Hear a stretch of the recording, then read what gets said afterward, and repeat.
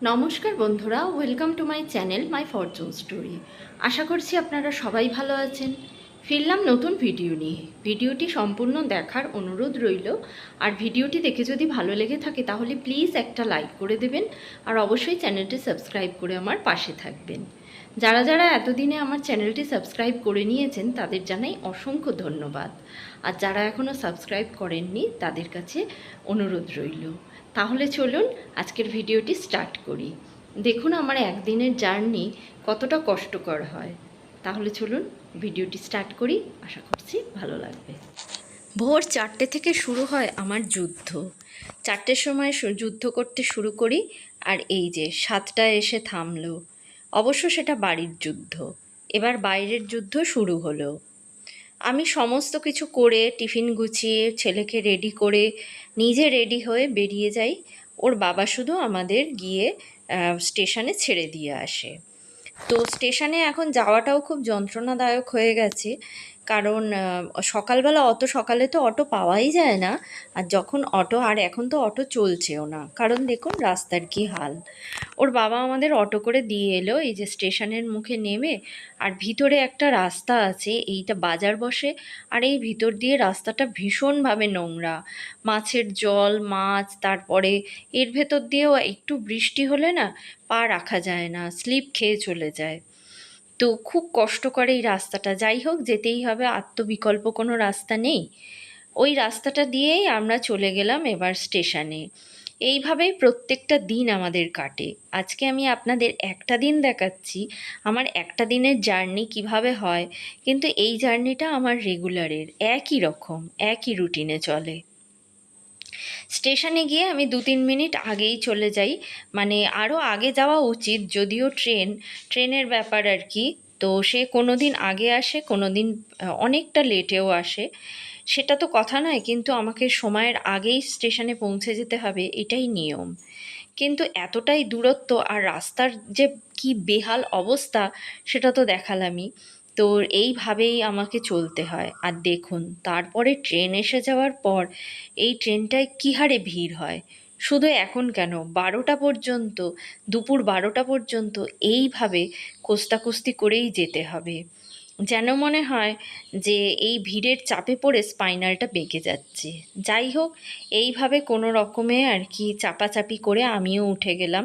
উঠে গিয়ে ওকে দাঁড় করিয়ে দিয়েছি। এখন না ওকে আর বেশি কোলে নিয়ে দাঁড়াতে পারি না। তো দেখুন এইভাবে ঝুলতে ঝুলতে যাচ্ছে। অনেক মহিলা তো উঠতেও পারে না। কি অবস্থা!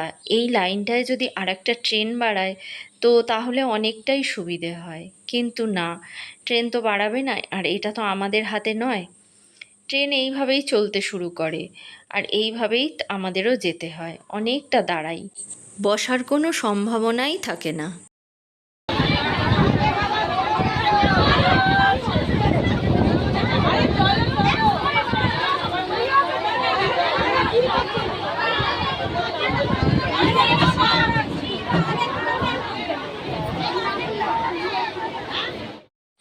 আর নামবার সময় কি অবস্থা হয় দেখালাম। এইভাবে ঠেলাঠেলি করেই নামতে হয়। আমি একটু পিছন দিক করেই নামি। আমি নামার পরেই হয়তো ট্রেনটা ছেড়ে দেয়, সেটা একটা ব্যাপার। যেমন আবার আর একটা রিস্কের ব্যাপার কি জানেন, এমনভাবে সবাই নামে না, কোন সময় আমায় ঠেলে দিলে বাচ্চা কোলে নিয়ে যদি পড়ে যাই, একটা বিরাট বড় মানে বিপদের সম্ভাবনা। তো ওরা ঠেলাঠেলিটা আগে করে নেয়, তারপরে আমি নামি। আর হুইসেল দিয়েই তো ট্রেনটা ছেড়ে দেয়। আর ভীষণ একটা টেনশান থাকে কিভাবে নামবো। তবে হ্যাঁ, কিছু মানুষ আছে যারা সাহায্যও করে। বলবো না আমি যে একবারে সাহায্য ছাড়াই যাই। অনেক মানুষ, তবে সেটা তো রেগুলারিটি কিছু নেই, তাদের ইচ্ছা হলে করলো, না হলে না করলো। হয়তো 7 দিনের, 7 দিন বলবো না, আমাকে 5 দিন যেতে হয়। হয়তো 5 দিনের মধ্যে 2 দিন হেল্প পেলাম, এই রকম তবুও পাই, সেটা স্বীকার করা অবশ্যই উচিত। আর তারপরে ওকে স্কুলে দিয়ে আসি। স্কুলের হেঁটে হেঁটেই যাই, হেঁটে গিয়ে স্কুলে দিয়ে আসি। স্কুলে দিয়ে আসার পর আমি স্টেশনে চলে আসি। আর এই যে এসে কী বা করব, কাকগুলো কিভাবে খাচ্ছে সেই সব দেখি। স্টেশনের নানা দৃশ্যই দেখতে দেখতে আর কি অনেকটা টাইম কাটে, আবার কিছুটা টাইম আর ভালো লাগে না, শেষের দিকে না বিরক্ত লাগে, টাইমটা আর কাটতে চায় না, মনে হয় কখন যে যাব, কখন নিয়ে আসবো। আর যেদিন এইভাবে রোদ ওঠে না, সেদিন তো কষ্টের সীমা থাকে না। আবার ভাবছি রোদটা তো তাও ভালো, রোদের মধ্যে একটু কষ্ট হলেও হেঁটে যাওয়া যাবে। কিন্তু যেদিন অঝোরধারায় বৃষ্টি হয়, বর্ষা হয়, তখন কিন্তু খুব কষ্টের। তখন ছেলেকে আনা যে কিভাবে আমার পক্ষে পসিবল হবে আমি বুঝতে পারছি না। তো এইভাবেই দেখতে দেখতে ওর ছুটি হয়ে গেল। আর ছুটির আগে আমি কয়েকটা পিয়ারা কিনে নিয়েছিলাম, ও আগের দিনই পিয়ারা দেখে স্টেশনে বলছিল খাবে, তো সেই জন্য আমি কিনে নিয়েছি। পিয়ারা নিয়ে আর ওকে আনতে চলে এলাম, নিয়ে এবার চলে গেলাম। দেখুন বাইরে বেরিয়ে আমাকে দেখে কি আনন্দ। আসলে অনেকটা টাইম তো স্কুলের ভেতরে থাকে, আর তারপরে বেরিয়েই মাকে দেখে একটু আনন্দ পায়, সব বাচ্চাদেরই এটা হয়। তাই দেখতে পাই আর আস্তে আস্তে না আসি, পাটা কিছুতেই চলে না। আরও আস্তে আসি কেন, আমরা এসে অনেকটা টাইম বসে থাকার পর না স্টেশনে ট্রেন আসে, একটা আপের ট্রেন যায়, তারপরে আমাদের ডাউন ট্রেনটা আসে। তো ততক্ষণ বসে থাকতে হয় বলে একটু আস্তে করেই যাই, কারণ সকাল 4টে থেকে উঠে এই যা মানে এতক্ষণ, এতটা টাইম পর্যন্ত যা যুদ্ধ চলে, তারপরে না আর পা চলে না ভালোভাবে। এক এক সময় না নিজেকে তো এক একটা, মানে এক একটা বলবো কেন, একটা বলবো, নিজেকে একটা যোদ্ধা বলে মনে হয় যে এত যুদ্ধ করি। অবশ্য আমি আমার দিকটা থেকে চিন্তা করছি, সব মায়েরাই বোধহয় এইভাবেই করে। তো এই জন্যেই বোধহয় মায়েদের সব থেকে বড় যোদ্ধা বলা হয়েছে। আমি তো তবু আমার অবস্থা থেকে কিছুটা হলেও তবু হয়তো ভালো আছি। আরও যে মাদের আরও বেশি যুদ্ধ করতে হয়, তারা তো বীর যোদ্ধা। তাই সব মাকেই আমি বলবো যে সত্যিই মায়েরা বীর যোদ্ধা হয়। আমি নিজে যুদ্ধ করে এই জায়গাটা থেকে বুঝতে পারছি। তারপর দেখুন আমাদের আসার ট্রেনটাও এসে গেল, কিন্তু এই ট্রেনটা ফাঁকা থাকে, সেরকম ভিড় হয় না। মানে একদম ফাঁকা বলবো না, তাও এখানে ওঠাও অসুবিধে হয় না, আর নামতেও অসুবিধে হয় না। আর এই ট্রেনে বসে থাকি, বসে থাকতে থাকতেই যেন স্টেশনটা চলে আসে। এখানে যদি ঈদ টিদের সময় হয় তখন বেশ ভিড় হয়, কিন্তু এছাড়া আজকে তো ভালোই আর কি ফাঁকা আছে, আসার সময়টা খুব একটা অসুবিধে হয় না। আর দেখুন তারপরে এখান থেকে অটো চলছে না, এই রাস্তাটা আমাদের পুরো হেঁটে বাড়িতে যেতে হবে। রাস্তাটা এখন তৈরি হচ্ছে, তো কদিনের যন্ত্রণা, যাই হোক, কদিন যন্ত্রণা পেলেও আগে তো আরও যন্ত্রণা হতো। রাস্তাটা এতটাই খারাপ যে এখান থেকে যখন অটো চলতো না মনে হতো যে কোন সময় না অটোটা উল্টে যায়। কিন্তু এখন যখন রাস্তাটা হচ্ছে তবু একটা স্বস্তির ব্যাপার আছে যে কিছুদিন কষ্ট করলেও একটা ভালো রেজাল্ট পাবো। এইভাবে অনেকটা হাঁটতে হয়, প্রায় আধ ঘন্টার কাছে হেঁটে তারপরে আমরা বাড়িতে আসি। ছোট ছোট পা, কষ্ট হয় ওর জানি, কিন্তু তাও কি করা যাবে, আমারও কষ্ট হয়। নিজের কষ্টটা থেকেই উপলব্ধি করতে পারি যে ও একটা ছোট মানুষ, ওর কতটা কষ্ট হয়, কতটা যুদ্ধ করে আমাদের এই স্কুলে যেতে হয় আর এই দিনগুলোকে কাটাতে হয়। বাড়ি চলে আসি, এবার বাড়িতে এইভাবেই এসে প্রত্যেক দিনই, আর প্রত্যেক দিন বলবো না, মাঝে মধ্যে এই যে ওকে আজকে আমি একটা যেমন আইসক্রিম কিনে দিয়েছি, খুব বায়না করছিল, আর আজকে এত গরম পড়েছে না, মাঝে মধ্যে একটা আধটা দিই, তাতে করে ওর মনটাও ভালো থাকবে, ও জেদ করবে না। বাচ্চাদের মনের আশাও মাঝে মধ্যে আর কি পূরণ করতে হয়, তবে না ওরা একটা সিকিউরিটি ফিল করে।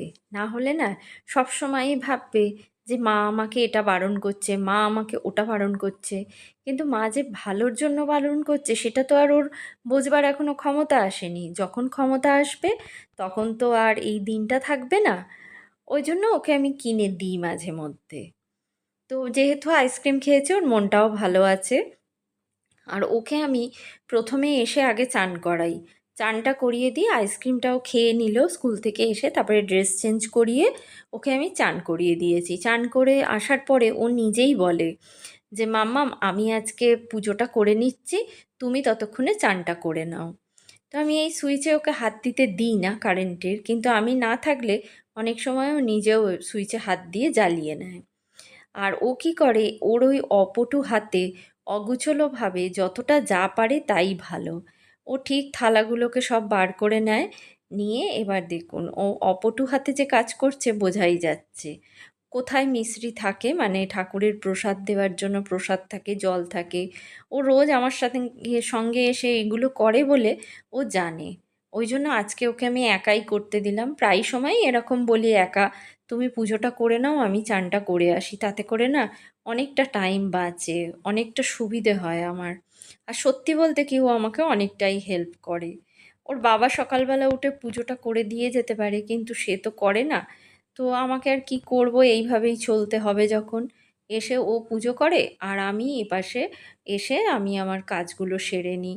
স্নান করে জামা কাপড় শুকনো দিই, ক্রিম মাখার থাকে, সিঁদুর পরার থাকে, এগুলো তো করতেই হয় না। তো এগুলো করে আমি যখন আর কি যাই, যে ওর কতদূর কি হয়েছে দেখতে পুজোটা আর কি, তো দেখি যথেষ্ট সুন্দর করেছে জানেন তো, একটা বড় মানুষের মতো ও পুরো পুজো করে। মানে ও যেভাবে দেখে দেখে আমাকে শিখেছে, ঠিক সেইভাবে ও সুন্দর করে পুজো করে।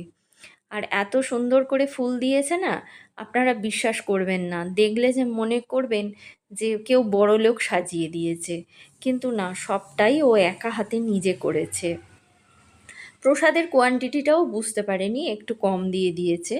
তো ঠিক আছে, সেটা নিয়ে কোনো সমস্যা নেই, বড় হলে ঠিক হয়ে যাবে। কিন্তু এখন থেকে এই যে সুন্দরভাবে ফুলগুলো দেখে দেখে সাজাতে পারছে, এটাই অনেক ওর, মানে আমার কাছে এটা অনেক বড়ই প্রাপ্তি, যে ও এতদিনে এতটা কিছু শিখে গেছে। তো এই জন্য আমি ওকে প্রশংসা করেছি বলে ও খুব আনন্দিত হয়েছে। আর আমি ওকে বলে দিয়েছি যে তুমি পুজো করবে ঠিক আছে, কিন্তু ধূপ জ্বালাবার চেষ্টা করো না, ধূপ প্রদীপ এগুলো কিন্তু ও আমাকে সব আর কি হেল্প করে। দেখুন এখন দেশলাইটা বার করে দিয়েও ও আমাকে হেল্প করছে, কিন্তু আমি বলেছি তুমি জ্বালাবে না, আর এই কথাটাও ও আমার শোনে।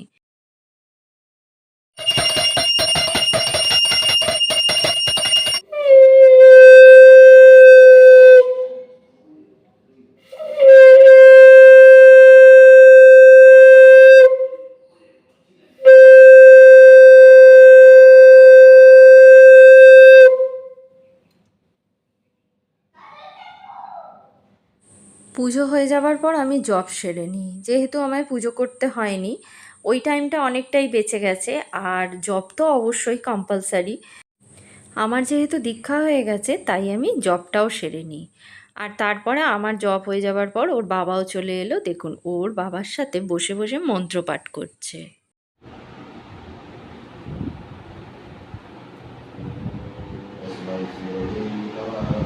नित्यानन्दं व्याप्य सर्वं वेदोक्तं शतराचारं तत्त्वं दुष्टं ज्ञान तस्मै श्रीये नमः। ওর পাপা এসে যাওয়ার পর যখন পুজো করে, ও আর পাপার সঙ্গ ছাড়ে না, পাপার সঙ্গে ধ্যান করা, পাপার সঙ্গে পুজো করেই নামে। আর আমারও বেশিক্ষণ মানে হয়নি, আমার তারপর কিছুটা কাজ থাকে। তো এবার 3টে বেজে গেছে, আমাদের রোজই এই রকম হয়, খেতে খেতে 3টে বেজে যায়।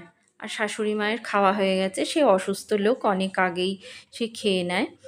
আর এপাশে আমরা আর কি, আমি ওর পাপার ভাতটা বেড়ে ডাইনিং টেবিলে রেখে দেব, আর ও আর আমি দুজনে মিলে ওর ঠাম্মার ঘরে নিচে বসে খাবো। কারণ ওই ঠাম্মার ঘরে টিভি আছে, আর ও টিভিতে কার্টুন চালিয়ে দিলে তবেই খেতে বসবে। আর আমি না ওই টাইমটা বারণ করি না, কারণ আমি তো ওর হাতে ফোন দিই না।